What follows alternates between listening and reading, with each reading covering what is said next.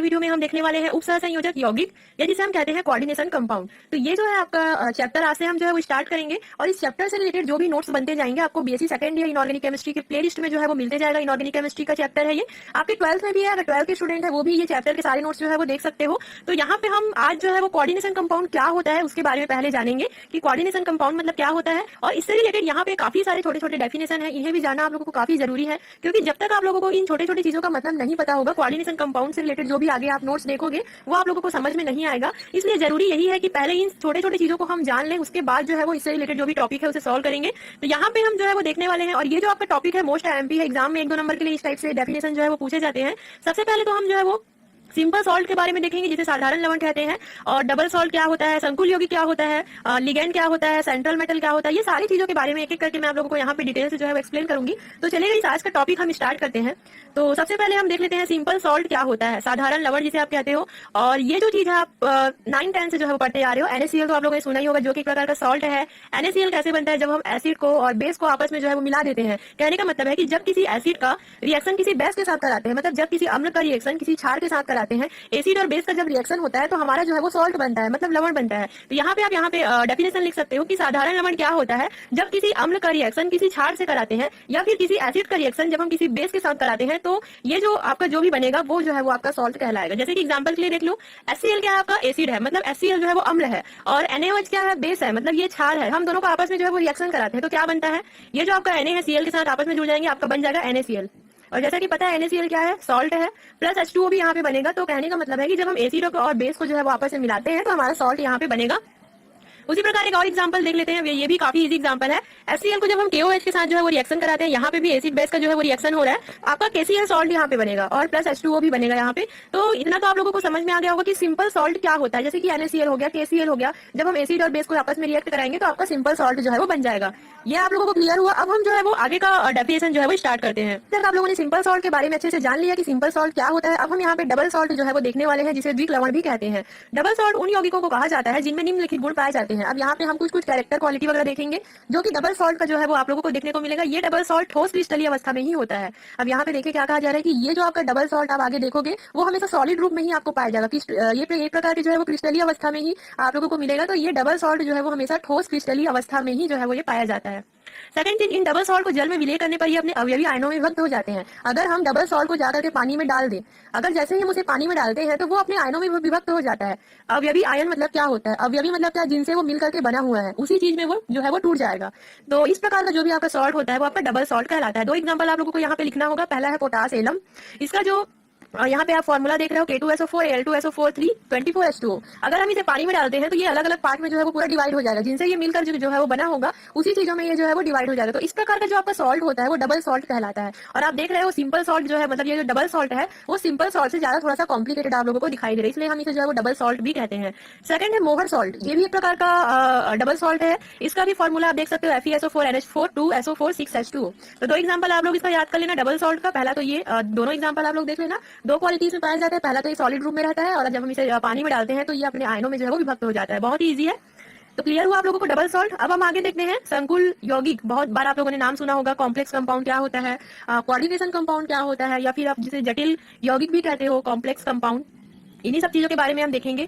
तो complex compound भी वही है, संकुल यौगिक भी वही है, जटिल यौगिक भी वही है, और कोऑर्डिनेशन कंपाउंड भी वही है, और उपसहसंयोजक यौगिक भी वही है। मतलब इसके 2-3 नाम आप लोगों को जो है वो याद करना है। तो इससे रिलेटेड कोई भी नाम आता है डेफिनेशन आपको यही लिखना है। नाम से स्पष्ट है जटिल यौगिक। जटिल मतलब आप क्या समझते हो, जो थोड़ा सा कॉम्प्लेक्स हो, जो थोड़ा सा कॉम्प्लिकेटेड हो। अब तक हम लोगों ने सॉल्ट के बारे में पढ़ा है, काफी इजी सॉल्ट हम लोगों ने देखा, सिंपल सॉल्ट देखा, डबल सॉल्ट देखा। लेकिन ये जो आप सॉल्ट पढ़ोगे, ये जो आप कंपाउंड यहाँ पे पढ़ोगे वो थोड़ा सा जटिल होगा, मतलब थोड़ा सा कॉम्प्लिकेटेड होगा। कैसे होगा देखो, ऐसे यौगिक जो जलीय विलयन में अपने सभी भी आयनों में विभक्त नहीं होते हैं। अब अगर हम इसे पानी में डाल दें तो ये अपने आयनों में विभक्त नहीं होंगे, मतलब जिन जिन चीजों से ये मिलकर के बने होते हैं उन चीजों में विभक्त नहीं होते हैं। बल्कि जब हम इसे पानी में डालते हैं तो एक विशेष प्रकार के और कॉम्प्लेक्स कंपाउंड जो है वो ये बना देते हैं। तो इस प्रकार से जो कॉम्प्लिकेटेड कंपाउंड होता है, जो कॉम्प्लेक्स कंपाउंड होता है, उसे ही हम जो है वो जटिल संकुल यौगिक जो है वो कहते हैं। और इसे ही हम जो है वो उपसह संयोजक यौगिक भी कहते हैं। और पूरे चैप्टर में आप जो है वो इसी प्रकार के यौगिक के बारे में पढ़ोगे, जिसको अगर हम पानी में भी डाल दे तो अपने अवयवी आयनों में कभी भी विभक्त नहीं होंगे। तो डेफिनेशन याद हुआ आप लोगों को। ऐसे यौगिक या ऐसे कंपाउंड जो जलीय विलयन में अपने सभी अवयवी आयनों में विभक्त नहीं होते तथा घटकों का परीक्षण भी नहीं देते हैं। अगर हम इसके एक एक आयन का, एक एक एटम मॉलिक्यूल का परीक्षण करना चाहें तो नहीं होगा, क्योंकि ये विभक्त ही नहीं होते। तो कैसे हम जो है वो इसका टेस्ट जो है वो कर सकते हैं। तो ये थोड़ा सा कॉम्प्लेक्स कंपाउंड होते हैं, इसलिए हम इसे संकुल या फिर जटिल यौगिक जो है वो कहते हैं। तो एग्जाम्पल आप देख रहे हो पोटेशियम फेरोसाइनाइड, कैसे बनता है ये? FeCN2 एक्वस, मतलब इसे ये जो है वो पानी रूप में एक्वस आ गया, मतलब ये आपका जो है वो वाटर के फॉर्म में रहेगा। तो FeCN2 और जब हम 4KCN को जो है वो मिलाते हैं, दोनों एक्वस फॉर्म में है आपका, तो ये आपका जटिल यौगिक बनता है, जिसे हम कॉम्प्लेक्स कंपाउंड कहते हैं। और इसे ही हम जो है वो कोऑर्डिनेशन कंपाउंड भी कहते हैं। एग्जाम्पल में देख रहे हो पोटेशियम फेरोसाइनाइड, मतलब इसका फॉर्मूला है K4FeCN6। ये है इसका फॉर्मूला पोटेशियम साइनाइड का। तो चलिए अगर हम देखते हैं, अगर हम इसे पानी में मिला दे तो ये कैसे होगा। अगर हम इस पोटेशियम फेरोसाइनाइड को पानी में मिला देते हैं तो फिर ये क्या होगा। अगर हम इसे जल में विलय करते हैं तो यहाँ पे आप देख रहे हो K4FeCN6, अगर हम इसे पानी में मिला देते हैं तो पहले तो ये 4K+ बनाएगा और FeCN6 4- जो है वो इस प्रकार का कॉम्प्लेक्स जो है वो बना देगा। मतलब अगर हम इसे पानी में भी मिलाते हैं फिर भी ये जो है वो ऐसा कॉम्प्लेक्स जो है वो बना देते हैं, ये टूटते नहीं है, जबकि ये प्रकार का जो है वो कॉम्प्लेक्स बना देते हैं, इसलिए ये जो है वो जटिल कहलाते हैं। इसलिए ये जो है वो कॉम्प्लेक्स कंपाउंड जो है वो कहलाते हैं। तो क्लियर हुआ आप लोगों को कि संकुल यौगिक या जटिल यौगिक क्या होता है। जो थोड़ा सा जटिल हो, जो थोड़ा सा कॉम्प्लेक्स हो, उसे ही हम जो है वो जटिल यौगिक कहते हैं। अब हम आगे देखते हैं केंद्रीय धातु, या जिसे हम सेंट्रल मेटल भी कहते हैं। तो किसी जटिल यौगिक में, अब आप लोगों ने समझ ही चुका कि जटिल यौगिक जो है वो क्या होता है।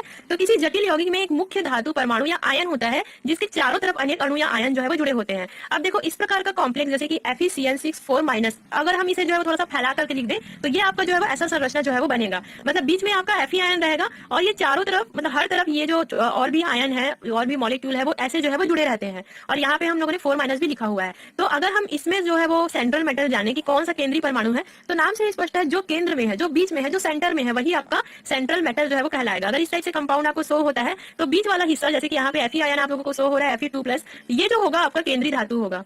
मतलब ऐसा मेटल या ऐसा धातु जो कि और भी आयनों से जो है वो जुड़ा रहता है, जो कि बीच में होता है, वो जो है वो आपका केंद्रीय धातु जो है वो कहलाता है। क्लियर हुआ आप लोगों को। अब हम देखते हैं लिगेंड क्या होता है। तो लिगेंड पहले तो मैं आप लोगों को यहाँ पे डायग्राम में ही बता देती हूँ कि लिगेंड कौन सा है। ये जो आपका CN यहाँ पे दिखाई दे रहा है, जो कि केंद्रीय परमाणु से जुड़ा हुआ है, वो सब जो है वो लिगेंड कहलाएगा।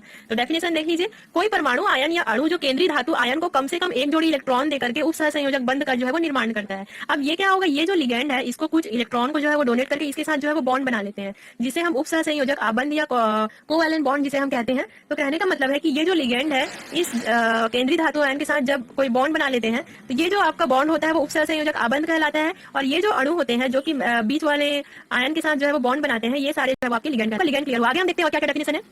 उपसह संयोजन संख्या, जिसे आप कोऑर्डिनेशन नंबर भी कहते हो। तो किसी संकुल में केंद्रीय धातु आयन से संयुक्त लिगेंडों की कुल संख्या को उस केंद्रीय धातु आयन की उपसह संयोजक संख्या कहते हैं। आप लोगों ने यूनिट 1 में काफी टाइम्स कोऑर्डिनेशन नंबर जो है वो आप लोगों ने पढ़ा होगा, और कई चीजों में तो आप लोगों ने कोऑर्डिनेशन नंबर निकालना भी जो है वो सीखा हुआ है, कैसे निकालते हैं कोऑर्डिनेशन नंबर। तो बहुत ही सिंपल है, बीच वाले आयन से जितने भी अणु या आयन जो है वो जुड़े रहेंगे उसका कोऑर्डिनेशन नंबर होगा। जैसे कि यहाँ पे आप काउंट करो कितना जुड़ा हुआ है, 1 2 3 4 5 6, तो इसका कोऑर्डिनेशन नंबर कितना होगा, 6 होगा। मतलब जितने से जुड़ा होगा वो उसका कोऑर्डिनेशन नंबर होगा किसी भी कंपाउंड का। बहुत ही सिंपल है।